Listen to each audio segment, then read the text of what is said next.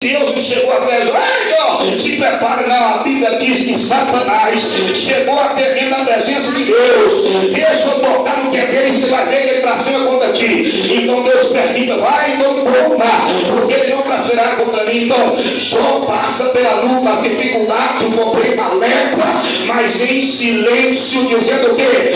Tudo que era meu, Deus me deu, Deus tomou. Nós vimos nesta noite, na presença de Deus, a palavra, o milagre para acontecer na minha e na sua vida. Nós temos que glorificar na bonança e também na luta, na dificuldade e também na presença daquilo que Deus tem nos dado, querido. Olha para mim nesta noite, aonde o Senhor Deus nos alertado nesta noite, uma palavra que fala sobre uma mulher que vivia e morava numa cidade de Naim chamado, ali aquele lugar. A Bíblia fala que nos relatando que aquela mulher era uma mulher que viúva, não tinha mais parente, o seu esposo ali já tinha partido. O único que ela tinha sobrenatural sobre a sua vida era o que? Era o seu filho, que naquela hora também estava morto. Quem está ouvindo, diga amém. Amém. Eu estou vendo um recurso para cá, uma missão, olha para cá que você vai receber sua bênção.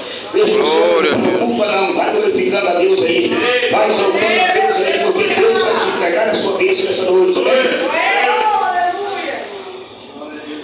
Verdadeiramente, voltando à palavra de Deus, meus queridos, a Bíblia fala sobre aquele lugar, uma cidade chamada Naim, uma viúva que estava sobrenatural para enterrar o seu único filho, que havia sobre aquele lugar uma grande multidão. Voltando a Bíblia, o Senhor dizendo que naquele mesmo lugar onde o Senhor estava saindo aquele encontro daquela cidade, juntamente com um dos seus discípulos e uma grande multidão que seguia a Jesus Cristo, o Nazareno. Não sabia daquela mulher que estava por perto e por vir o seu grande milagre da sua vida, mesmo pelo choro da angústia de enterrar o seu único filho, aquele momento daquela luta, aquele desespero.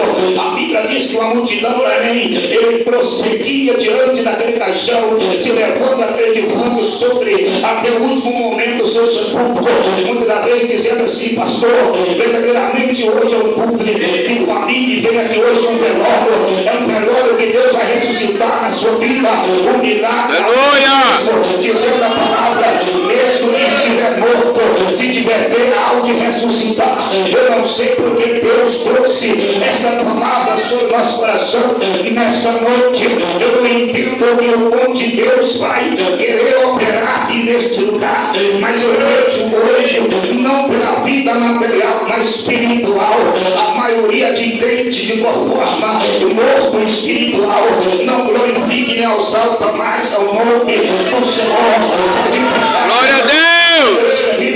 Muitas vezes as pessoas não entendem mais o que é a presença de Deus. Agora eu largo um pouquinho a mensagem e entro por aquilo que ele buscar. E quem busca acha que bate, ele abre a porta. O Senhor diz: venha. Aleluia! Você em oração, em propósito, querido, olha para mim nesta noite. Você quer ser um vencedor? Oração, jejum, propósito com Deus. Você quer ser um vencedor? Compromisso pela palavra de Deus. Olha para mim. Muitas das vezes as pessoas, se através dos dons gratuitos, que é um dom que Deus entrega para o cidadão, ou seja, a pessoa, ele aproveita a oportunidade. Deus começa a usar de uma forma tremenda. De repente ele começa a esquecer que aquele dom foi Deus que deu gratuitamente sobre a sua vida. E ele começa a esquecer já de Deus. Não começa mais querer orar, e nem jejuar, e nem com proposta. E começa verdadeiramente a levar as coisas de conforme o seu mandato. Olha para mim nessa noite. A Bíblia, Gênesis, Apocalipse, ela nos revela que verdadeiramente o compromisso de nós andar na dispensação aqui sobre essa terra não é o compromisso de andar e viver por essa terra, mas o compromisso é de andar e viver pela graça de Deus para entrar no reino do céu. A Bíblia fala sobre e conta aquela mulher linda ao sair daquela cidade. Jesus vinha ao encontro daquele lugar. Quando Jesus chega perto daquela mulher, daquela multidão, ele começa a mover de íntima compaixão, vira os olhos daquela mulher, mesmo chorando, magoado, o seu coração atravessado. A Bíblia, eu creio que muitas vezes não relata, mas o do meu pensar. A Bíblia diz que Jesus, ele moveu de íntima compaixão. Jesus, ele tem compaixão não do carrasco, do bruto, do ignorante, mas o Senhor, ele tem a compaixão dos ouvintes, dos verdadeiros adoradores de Cristo Jesus. Não precisa me preocupar, querido. Preocupa com a sua vida no céu. Os crentes têm levado a posição de arrastamento hoje, e muitas das vezes levar por levar, sem esquecer que em qualquer momento ele pode estar desligando da terra. E quando ele desliga da terra, ele tem um novo compromisso de ligar onde verdadeiramente aonde espera por aquilo que ele tem feito. Verdadeiramente, isso é a promessa que Deus tem na nossa vida. Não nos fala sobre grandes promessas e verdadeiramente que Deus tem na nossa vida, mas uma das grandes promessas que eu vi sobre a palavra de Deus, que o Senhor prometeu, é Ele dizendo: aqueles que creem e permanecer firme até o fim na minha presença, esse herdará o céu, esse abre a porta da vitória. Olha para mim nesta noite, não estou desviando da mensagem, mas a minha boca fala, o Espírito está falando, movendo sobre íntima compaixão.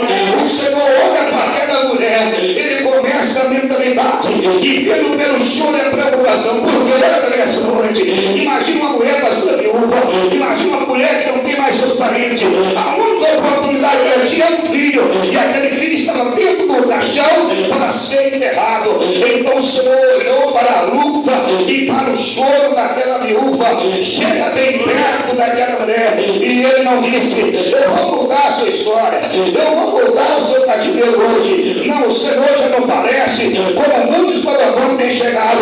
Eu sou o apóstolo, eu sou o bispo, eu sou o fulano. Quem é você mesmo? Eu sou o servo do Deus Altíssimo, eu sou o servo de Deus, aquele que anda segundo a vontade dele, aquele que faz segundo a vontade do Pai. Eu sou somente o vaso, e eu sou o mais pequeno hoje aqui no meio dessa igreja, verdadeiramente. E eu sou o último da fila. É necessário que eu me distribui para que Jesus cresça na nossa vida. Glória a Deus. Deus seja louvado. Sabe o que é rotina por isso que eu tenho falado? Poxa, puxa outro. Sabe aquele momento que você costuma vestir só uma roupa? Parece que você tem vários tipos de roupa, você vestir só aquela. Aqui comigo você só aqui. A maioria hoje a rotina é isso. O povo vai para a igreja, verdadeiramente, por muitas das vezes, um motivo. Mas ele não tem uma condição de falar, dizer: eu vou para a igreja hoje para adorar. Você lembra o salmista dizendo? Aleluia a Deus. Aleluia, vou dizer, vou atrás. Senhor. Aleluia, hoje não lembra mais. Vou esperar um pouquinho quando chegar lá o pouco. Aleluia. Aleluia a Deus. E quando eu medito, que quando Jesus ele chega diante daquela mulher, ele viu uma diferença grande. Ele não viu verdadeiramente se cantar, porque ela estava chegou de prata, não. Ele se viu que um amor sobrenatural dentro dela. Ele viu o sofrimento que estava verdadeiramente sobrenatural. Quando ele olha para aquela mulher, a Bíblia diz que ele moveu de íntima compaixão. Ele olha para ela, a primeira coisa que ele falou para ela foi o quê? Não chore. Não chores. Mas como não chore, mamãe está enterrando o filho? Verdadeiramente, se ela saber o que poderia acontecer. Hoje, querido, eu retorno essa mensagem e eu elevo para a maioria de muitas das vezes, das pessoas, homens, mulheres de Deus, que qualquer coisa se começa a murmurar. Se começa a esquecer que o mesmo Jesus que estava sobre aquele lugar está na nossa vida hoje presente. Mas ele não habita sobre aquilo natural que não faça vontade dele. É por isso que ele diz: a última coisa eu tenho, não estou com Deus. A última coisa estava do lado tanto de Jesus como do lado daquela mulher. Mas havia algo que tinha acontecido ali. Você acha que Jesus chegou ali para se imunitar e mostrar: eu sou o próprio Deus? Não, pelo contrário, nem isso ele falou. Mas pelo contrário, que o povo viu o milagre acontecer. Quando ele chegou, os seus discípulos diante dele, dizendo: quem foi que pegou para ele nascesse todo torto desse jeito? Ele pegou ou foi os pais? Nem ele pegou com os pais deles. Glória a Mas falei que agora que Deus seja o quê? Manifestado. Oh, aleluia. Quem opera aqui nesse lugar é Deus, querido. Deus usa aquele que é o pequeno, grande, filho. Deus opera maravilha. Cada um tem um chamado escolhido segundo aquilo que é de Deus. Nossa rotina hoje não é vir para a igreja e voltar da mesma forma. É o caso que eu estou dizendo, aquela viúva, ela tinha um projeto de enterrar o seu filho. Mas o projeto que Deus mostrou para ela não era aquele projeto de chegar, chorar, ajoelhar, enterrar o seu filho e voltar para trás como uma fracassada. Verdadeiramente que não tinha, é um milagre, não. Deus mostrou a diferença para ela, como está mostrando nós hoje nessa noite. O diabo que lá para nessa noite está querendo enterrar o seu sonho, está querendo pegar e colocar tudo no plano de Deus, colocar tudo no caixão e verdadeiramente acabar com aquilo que é o plano de Deus na sua vida. A Bíblia diz que muitos chamados de povos escolhidos, nem todos que disseram assim entrarão no céu. Eu quero ver a sua vida bonitinha hoje, está pescando, cheirando, mas é amanhã na hora de tu partir da terra. É a ignorância muitas vezes e o corrupto dizendo eu sou o tal que vai fazer amanhã você chegar no inferno. Ele você não obedecer e não saber o projeto que Deus tem para mim e para ti hoje. É o que Deus está querendo mostrar para aquela mulher naquele momento.